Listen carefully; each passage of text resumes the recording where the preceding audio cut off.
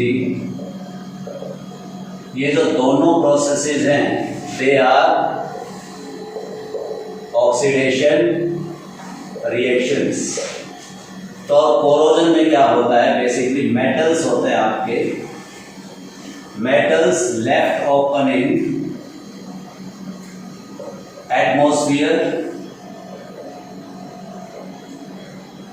then they will react with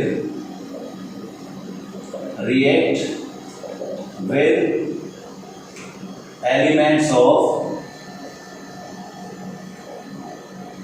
atmosphere। elements of atmosphere में आपकी क्या क्या होती है, आपकी ऑक्सीजन होती है, CO2 होती है, सल्फर डाइऑक्साइड भी होती है, और आपकी एसिड्स भी होती है, पता होगा एसिड रेन वगैरह, और मॉइस्चर भी होता है। तो इन सारी चीजों से रिएक्ट करके मेटल्स बना लेंगे क्या, या तो वो कार्बोनेट्स बना लेंगे, या ऑक्साइड्स बना लेंगे, या सल्फाइड्स बना लेंगे। तो ये कंपाउंड बन जाएंगे और इनकी बन जाएगी एक लेयर। तो डिपोजिशन ऑफ लेयर ऑफ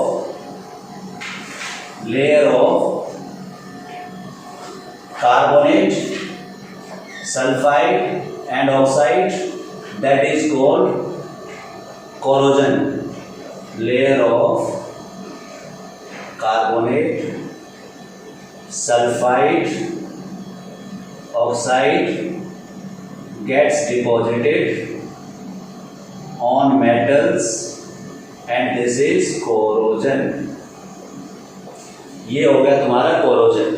इस कोरोजन के कारण चीजें हमारी खराब हो जाती हैं।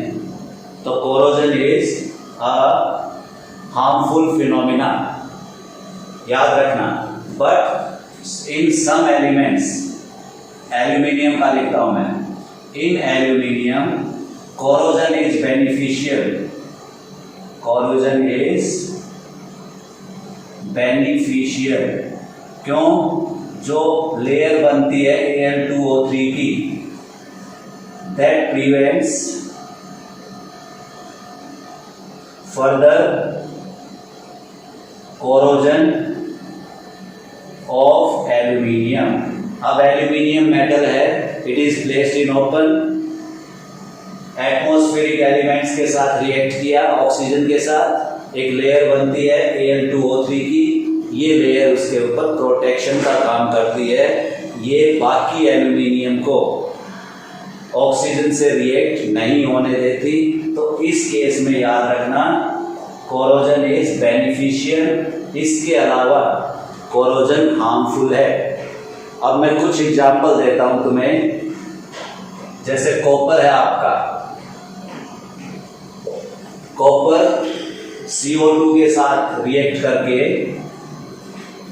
बना देता है कॉपर कार्बोनेट, और ये कॉपर कार्बोनेट होता है बेसिक, और इसका जो कलर होता है दैट इज ग्रीन। तो एक ग्रीन लेयर डिपॉजिट हो जाती है कॉपर के ऊपर due to formation of copper carbonate. उसके बाद कॉपर का ही एक और एग्जांपल ले लो। ये ऑक्सीजन से रिएक्ट करता है एट हाई टेम्परेचर, और यहां पे बन जाता है कॉपर ऑक्साइड। ये कॉपर ऑक्साइड जो होता है इट इज ब्लैक। तो आप देख रहे हैं कि जो मेटल्स हैं उनका जो कलर वो चेंज हो रहा है, लेयर बन जाती है, उसका कलर चेंज हो जाता है। सिल्वर में देखो, सिल्वर इज एजी, ये तुम्हारा SO2 के साथ रिएक्ट कर सकता है या SO3 के साथ, और ये बन जाता है तुम्हारा सिल्वर सल्फाइड। और ये कैसा कलर होता है? Again it is black. तो जो भी सिल्वर के ऑर्नामेंट्स हैं, चांदी के जो ज्वेलरी होती है, कुछ टाइम बाद वो ब्लैक हो जाती है due to formation of this silver sulphide. ये है आयरन। आयरन जब ऑक्सीजन और वाटर के साथ रिएक्ट करता है तो ये बन जाता है Fe2O3 XH2O। ये XH2O का मतलब it is any number of molecules of water, जैसे तुम्हें बताया था वाटर ऑफ क्रिस्टलाइजेशन। और ये जो मटेरियल बनता है इट इज कॉल्ड रस्ट और इसका कलर होता है ब्राउन। तो ये ब्राउन लेयर डिपॉजिट हो जाती है आयरन के ऊपर। ये सारा का सारा है हमारा कोरोजन। अब कोरोजन में आयरन को हम अलग से पढ़ते हैं क्योंकि बहुत सारी चीजें हम जो यूज करते हैं they are made up of iron. तो आयरन के बारे में हम डिटेल से पढ़ेंगे कि आयरन में कोरोजन होता है तो क्या बोलते हैं उसको, और उस कोरोजन को कैसे हम रोक सकते हैं। तो यहाँ पे मैं लिख रहा हूँ corrosion in case of iron is called rusting. तो याद रखना रस्टिंग सिर्फ आयरन की होती है but the process is corrosion. तो आयरन के केस में जो कोरोजन है दैट इज कॉल्ड रस्टिंग। और जो रस्ट फॉर्मेशन है ये बहुत हार्मफुल है, इससे iron gets weak, iron gets weak, कमजोर हो जाती है आयरन की चीजें और वो फिर कॉज इकोनॉमिक डैमेज या इकोनॉमिक लॉस। क्योंकि इससे जो चीजें बनी हैं जैसे bridges, ships, railings, automobile parts या व्हीकल्स लिख देता हूं मैं सीधा, गिर्डर्स बिल्डिंग बनाने में यूज होता है।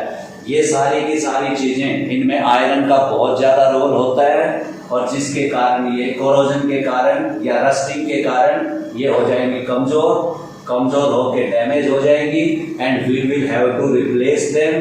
तो ये इसलिए कोरोजन रस्टिंग को पढ़ना जरूरी है।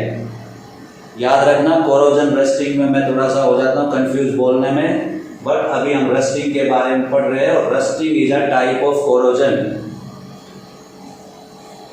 तो ये वाली चीजें जो हमारी बनती है नॉर्मली डैमेज हो जाती हैं। अब रस्ट की जो इक्वेशन है फॉर्मेशन ऑफ रस्ट की वो लिखता हूं मैं दोबारा से। आयरन है, ऑक्सीजन है और वाटर है, ये तीनों रिएक्ट करेंगे then we will get Fe2O3 and again XH2O। ये जो कंपाउंड है दिस इज रस्ट। तो इस रस्टिंग के कारण बहुत ज्यादा डैमेज होती है। तो वी शुड ऑल्सो अंडरस्टैंड कि how we can prevent rusting. तो मेथड्स टू प्रिवेंट रस्टिंग करते हैं। अब किसी भी कोरोजन को या रस्टिंग को रोकने के लिए सबसे जरूरी बात है कि एलिमेंट जो एटमॉस्फेयर के हैं उनको मेटल के कांटेक्ट में आने से रोका जाए। तो हमें देखना कि how we can prevent iron from coming in contact with oxygen and water. और ये कैसे होगा? बाय फॉर्मिंग सम लेयर, किसी और चीज की लेयर बना देंगे जिससे आयरन उसके कांटेक्ट में नहीं आएगा and that layer can be formed by oiling. Oil कर देते हैं, कांटेक्ट खत्म, रस्टिंग रुक जाएगी। पेंटिंग, ग्रीसिंग, इन चीजों से आप एक लेयर बना देते हैं। उसके बाद एक टेक्निकल चीज है गैल्वेनाइजेशन। गैल्वेनाइजेशन में layer of zinc is put on iron. और तुम्हें पता है रिएक्टिविटी सीरीज में बताया था कि zinc is more reactive than iron. तो जब ऑक्सीजन आएगी वहां पे तो पहले उसको जिंक के साथ रिएक्ट करना पड़ेगा। तो जिंक ऑक्सीजन को पहले ही अटैच कर लेगा और आयरन तक नहीं पहुंचने देगा। तो जिंक की जो लेयर है that will be protective layer and putting this layer is called galvanisation. एक मेथड और है एलोइंग। केमिस्ट्री में पढ़ा होगा तुमने, एलोइज जो होते हैं they are homogeneous mixtures of metals and non metals. अब एक एग्जांपल देता हूं मैं। एक एलॉय है stainless steel. Stainless steel, stainless steel में होता है हमारा आयरन, कार्बन होता है, ये दो बनने से बनता है स्टील। और जब स्टेनलेस करना है तो इसके साथ हम मैग्नीज या क्रोमियम ये भी डाल देते हैं, समटाइम्स हम निकेल भी डाल देते हैं। तो ये डलने के बाद इट बिकम्स स्टेनलेस स्टील। और तुम्हें पता है stainless steel is rust proof, इसके ऊपर रस्ट नहीं लगता है। तो ऐसे ही एलॉयज बना के हम रस्टिंग को रोक सकते हैं। तुम्हें पता होगा कुतुब मीनार के पास में एक आयरन पिलर है अशोका के टाइम से, उस पे आज तक रस्ट नहीं लगा है क्योंकि वो एक एलॉय से बना है। और प्रॉब्लम देखो, अपनी साइंस इतनी डेवलप कर चुकी है बट अभी तक उस पिलर में जो एलॉय है उसकी कंपोजिशन नहीं पता और उस एलॉय के ऊपर आज तक रस्ट नहीं लगा है। इसका मतलब उस टाइम पे during the time of Ashoka those people knew about the process of making alloys. तो एलॉयज बना के भी हम रस्टिंग को कंट्रोल कर सकते हैं। अगली जो चीज पढ़नी है हमने रेंसिडिटी।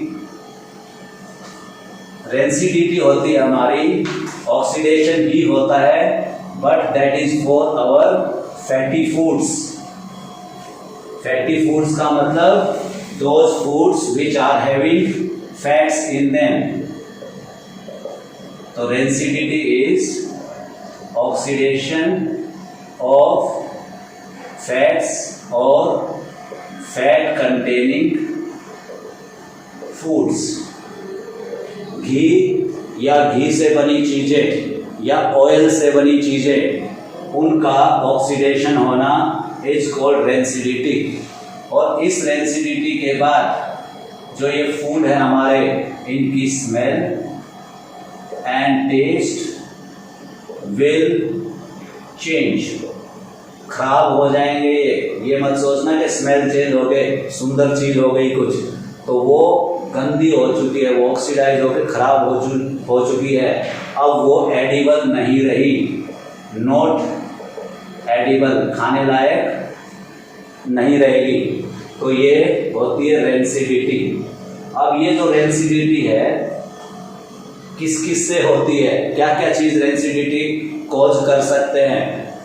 ये आपके ऑक्सीजन तो करती है, एक तो ऑक्सीजन लिख देता हूं, दूसरा लिख देता हूं माइक्रो ऑर्गेनिजम्स।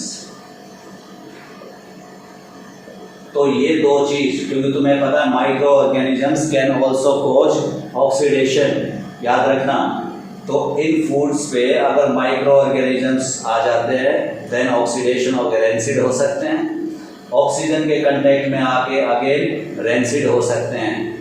तो किस टाइप से हम इसको बचाएं? How can we prevent this rancidity? तो कैसे कैसे करें भाई? मेथड्स। ऑक्सीजन हटाना है तो we are going to use antioxidants, ऐसे मटेरियल्स जो ऑक्सीजन को ऐड ना होने दें उनको बोलते हैं एंटीऑक्सीडेंट्स। ये जो एंटीऑक्सीडेंट्स आपके विटामिन सी हो सकता है, विटामिन ई भी हो सकता है, और कुछ केमिकल होते हैं BHA टाइप। BHA बहुत सारे फूड्स में अगर पैकेट्स आप पढ़ोगे तो you will find it is used as preservative. ये प्रिजर्वेटिव क्या करता है? Prevent rancidity. अब इस BHA की फुल फॉर्म लिख देता हूं मैं तुम्हारे लिए, इट इज ब्यूटाइलेटेड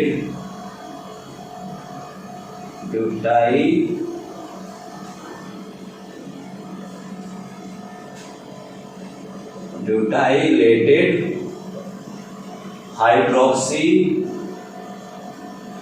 एनिसोल, ये केमिकल कंपाउंड है, it is used as preservative. दूसरा तरीका आप क्या कर सकते हैं इसमें, वैक्यूम पैकिंग। वैक्यूम पैकिंग मतलब उसमें से एयर को सक आउट कर लेंगे और उसके अंदर वैक्यूम बन जाएगा और उन चीजों को हम पैक कर देंगे, so to prevent the reaction with elements of air, उसको बोलते हैं वैक्यूम पैकिंग। तीसरी चीज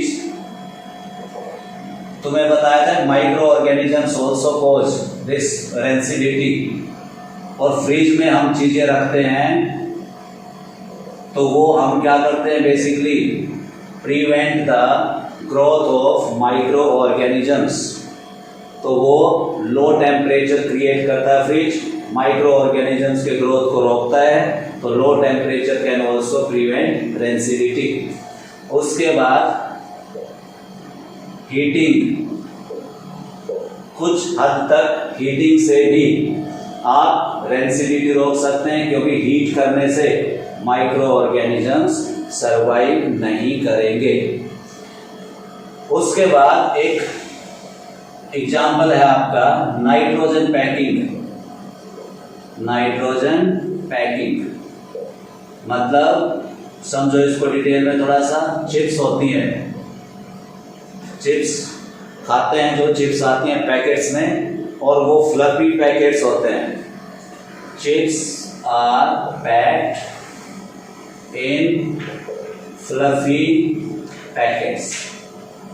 अब वो पैकेट्स फ्लफी कैसे हुए, कैसे फुलाया गया उनको, नॉर्मली हम जनरल लैंग्वेज में कहते हैं इसके अंदर हवा भरी होती है, तो वो हवा नहीं होती है, वो होती है नाइट्रोजन। तो चिप्स की पैकिंग जब करते हैं तो air is taken out, nitrogen is filled in, और फिर कर देते हैं इसको पैक। क्यों? नाइट्रोजन भर दी तो ऑक्सीजन के साथ चिप्स का रिएक्ट होने का चांस खत्म हो जाता है। तो ये सारे मेथड्स हैं टू प्रिवेंट रेंसिडिटी। तो इन मेथड्स का यूज करके we can protect our fats and fats containing foods. तो अब इसके साथ ये चैप्टर हमारा कंप्लीट होता है। इस चैप्टर में हमने 10th क्लास का जो चैप्टर था केमिकल रिएक्शंस एंड इक्वेशंस, वो वाला डिस्कस किया है। इसके प्रीवियस वीडियोस में इनके जो पहले वाली इंफॉर्मेशन है वो आपको वहाँ पे मिलेगी, आप उसमें देख सकते हो। और अगर कोई डाउट रहती है आपकी तो आगे put in comment section, you will get the answer. Thank you very much.